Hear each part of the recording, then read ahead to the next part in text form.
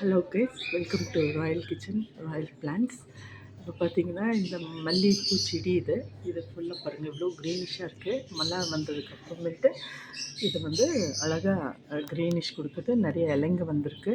இது நான் ப்ரூனிங் பண்ணி விட்டுருந்தேன். ரொம்ப பழைய செடி இது பாட்குள்ளேயே வச்சு இவ்வளோ தூரம் வச்சுருக்கேன். நல்ல பூ பூக்கும்.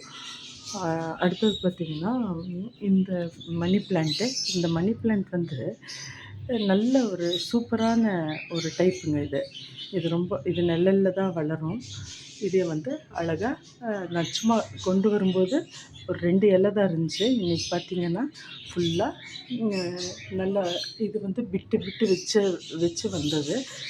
இங்கேயும் இருக்குது பாருங்கள். உள்ளேயும் வச்சுருக்கேன், கிச்சனுக்குள்ளேயும் வச்சுருக்கேன். அடுத்து பார்த்திங்கன்னா இது வந்து ஒரு பிளான்ட்டு. இதையும் சின்ன செடியாக வாங்கிட்டு வந்தது.